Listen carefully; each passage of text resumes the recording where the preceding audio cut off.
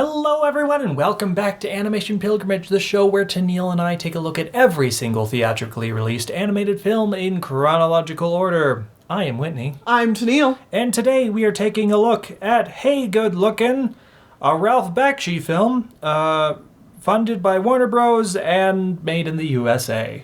Yep. It's been a while since we've had a Ralph Bakshi film. It was a nice little while, I will say. Yeah. This was almost an okay film, but I don't know. Maybe I'm just feeling jaded at this point. like you're jaded in the sense of well, out of Ralph Bakshi's other films, I guess this one's okay. Yeah, it's like I think I preferred to watch this one compared to his other films just because it's it is less offensive. It's still offensive. Yeah, it's still offensive, but just not as offensive as some of his other films. Uh-huh.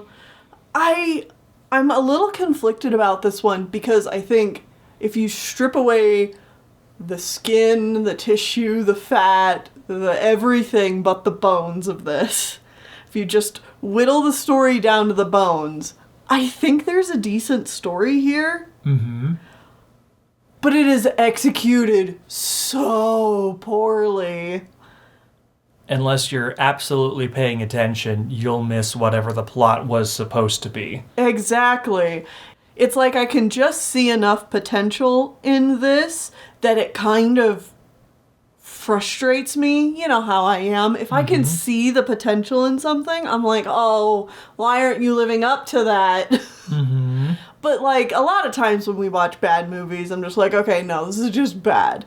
But this one, I do see what it could have been. And at the very least, I think it could have been a good movie that just wasn't for me. Mm-hmm. Instead, I just think it's a bad movie that I don't know how anyone would really get anything out of it. Fair. So, do you want a plot synopsis? Sure. Vinny is the leader of a gang in Brooklyn's 1950s Brooklyn. Mm-hmm. We're back in time. He looks like a monkey. Yeah, but his nose. It's his nose specifically. It makes him look like a chimpanzee. Okay, if you say so. I was going to say, I actually don't mind some of the animation and character design in this movie, which is strange for me to say because I really, really dislike most of Ralph Bakshi's art direction in these films, other than the style that they were going for with the Lord of the Rings stuff. Yeah. Yes. It generally looks better than some of his other films, but, it just weirds me out that we have this weird pseudo-furry main character. Okay. When everyone else is, fairly realistic in a Oh, no, that's not true. While everyone else is a cartoon human, he is a cartoon monkey. Okay. Again, that did not bother me at all. I did not notice that at all, so sure. He has a best friend. His name is Crazy. You'll never guess what his single character trait is. If you were guessing it is a fleshed out, nuanced character? A fleshed out, nuanced look at mental illness, you're wrong. It's not. It's not. He also has a girlfriend named Rozzy. Who he used to babysit. Did he? Is that something brought up? That's what they mentioned, is that she's all grown up now and he used to babysit her. And I was just like, and that's just right when they first meet. And I'm like, Yeah. Uh-huh. So Vinny and Crazy like going out and drinking and smoking and sleeping with chicks and punching each other in the nuts. Mm-hmm. Everything's great until one day Vinny accidentally wanders into the wrong part of the beach. Did you mention that Vinny's a gang leader of the Stompers? I'm pretty sure I mentioned that. Okay. I think that's the very first thing I said, is he's the leader of a gang in Brooklyn. Okay, because that's an important part of the story. Sorry. Yeah. I'm sorry if you did say it. It's a gang story. Yeah, it's a gang story. He's the leader of they're called the Stompers. They're a white gang in Brooklyn. And he wanders into the beach of a black gang. Mm-hmm. This is Boogaloo Jones and the Chaplains. Yup. Boogaloo Jones is the name of the leader, and this gang is called the Chaplains. And now, for honor reasons of wandering in here, he has to have a scrap battle with them. Except, he doesn't actually want to fight, because he doesn't... He's a coward. He's a coward. He don't want to die. He don't want to fight. He just likes the parts of being a gang leader, which involves... That makes him look cool. Yeah, makes him look cool. Drinking and smoking and sleeping with chicks. He doesn't want to actually fight anybody. Yeah, this is like male posturing to the extreme, which is like a point of the story. Oh, Yet again, this is something This is the element of the story that, like, this could have been something. Exactly. This is the part that had potential. I'm like, okay, guy who is part of a gang leader, who doesn't want to be. He is clearly a coward. And, like, it's all about, like, this toxic masculinity and, like, this performance he has to do to, like, keep up appearances. Like, I get all this. And then, like, he's thrown into this situation and he wants to find a way out of it. Like, that's all a compelling story in there somewhere. Yeah. It's the execution that's bad. So, yeah, he tells his gang that they need to do a scrap battle, and his gang is like, no. Yeah, because they're all like... no, we are also only part of the gang because we like looking cool, not because we want to die. Yeah, we don't want to fight a black gang, one of them says. Yeah. Which is probably something male posturing. It would look bad to fight a colored race gang. I don't know. I think it's more so just that, like, they're all just doing it for fun and for kicks, whereas, like, they know that this other gang could beat the shit out of them. So, yeah, they don't want to fight. And then Crazy shoots a couple black guys with a gun. And obviously Vinny's like, what the hell? Right, now this has just gotten worse. And then... one of the Stompers gets run off the road by Boogaloo Jones after they aggravated him. And so it's like, well, the fight is definitely happening now. Vinny runs away. Yeah. He just straight up tries to leave.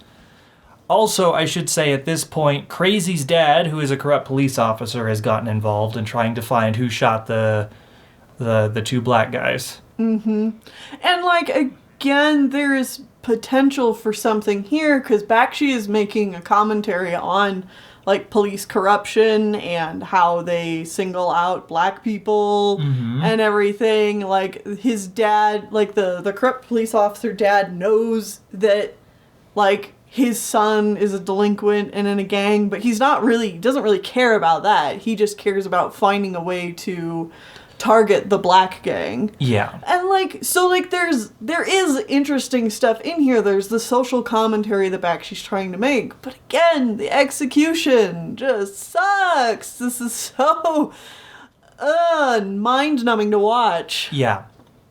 So Vinny chose a bad time to try to run away, because it's time for the Rumble. And so he kind of runs right into them. He runs right into the Rumble, and so he has to pretend to be into it and stuff, as he's like, oh god, this is gonna go bad.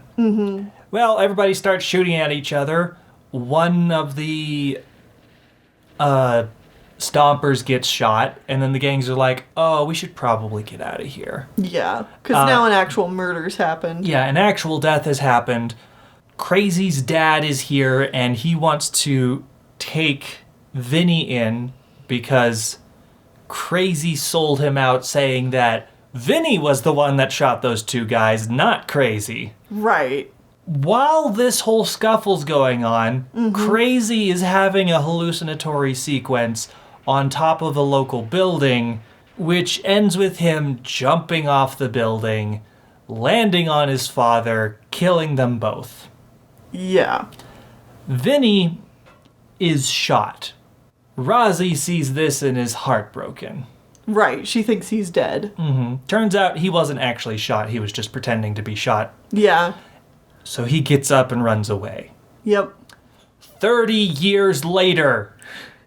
So this film technically is 2 bookends. Yes, we get to the bookends where the story starts and the story ends. Right. Because it starts with this guy in a trench coat telling this middle-aged lady the story of Vinny and showing him a jacket from Vinny, and he supposedly dies at the end of the story. Right. Well, we get to the end of the story, back to the present day 80s, and they're now in a bar, and he's finishing the story, and the gal is like, I know you're lying. He didn't actually die because it's you, Vinny. You're Vinny. The guy in the trench coat telling the story was Vinny the whole time. And he's like, oh, Rozzy. And the lady is Rozzy. She's now overweight and has a husband that she hates. And so she's like, you're gonna fight my husband when he comes in here. Protect me. Protect the thing that you actually care about. Don't be a coward. Uh-huh. And then he's like, when a woman's flipped over, they all look the same. And then he pieces out. But that was just a dream sequence. And he's like, nah, I'll actually stick around and fight this time. And the movie ends. So, like, what? Did it take him 30 years to grow some balls? I don't really... Like, that's obviously what it's supposed to be showing, is that he's matured over 30 years and showed that he'll actually follow up his male posturing with actual violence. Again, the missed, like, you were so close. You were so close to having these bookends, like, actually tie the story together and, like, say something.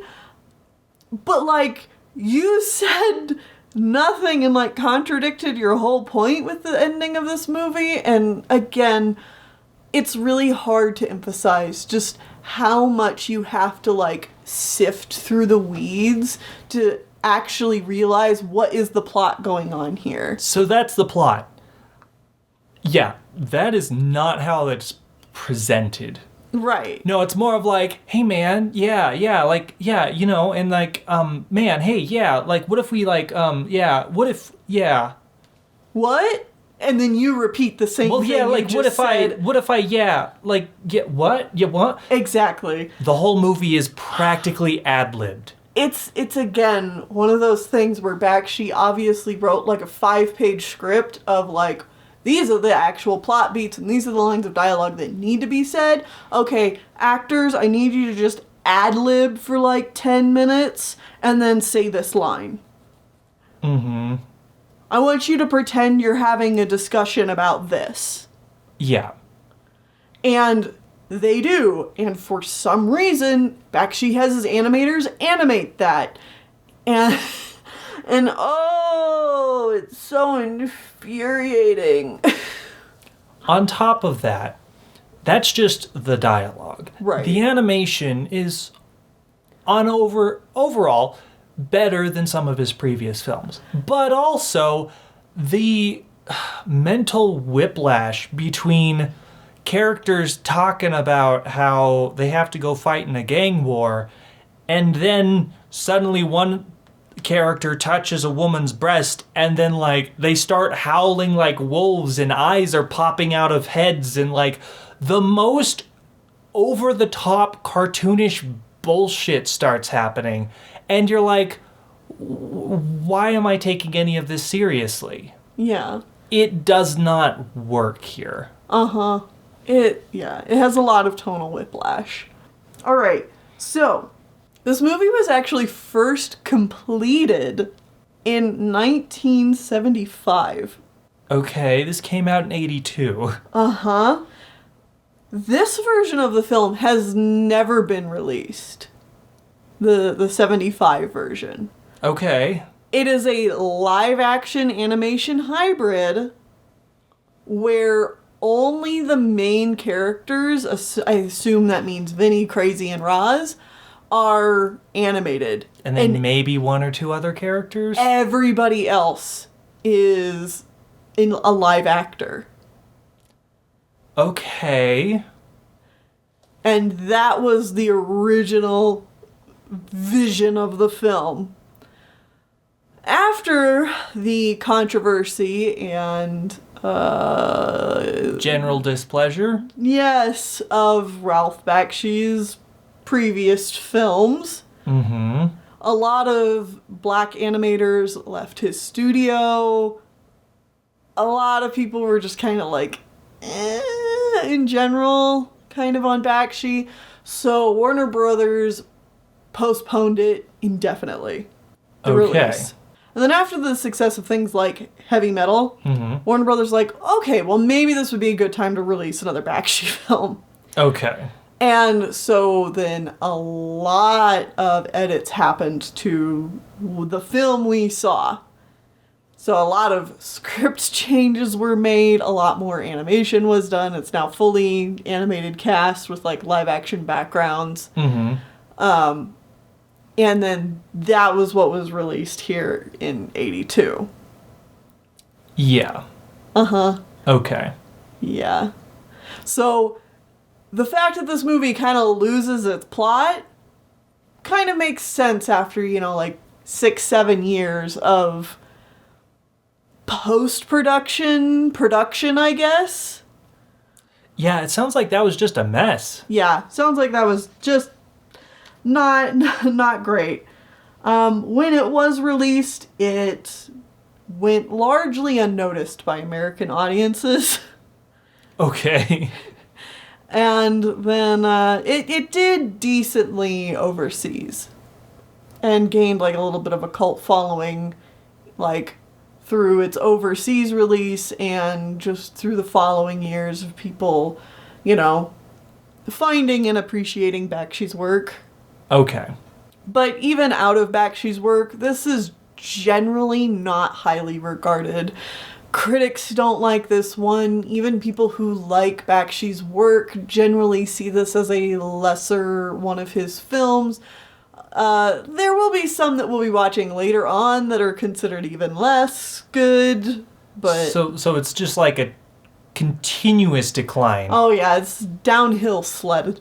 Even by... skiing down the hill. Even by Bakshi followers. Yeah. They just get worse and worse. Yeah. Okay. I mean, I think that the peak of that hill, and, I'm not a Bakshi person, so I can't really say, but if I had to guess, I think the peak of, like, Bakshi films that are well regarded is probably somewhere around the time of The Wizards and his release of, like, Lord of the Rings and stuff. Okay. And then it's probably just, like, kind of a downhill slope from there.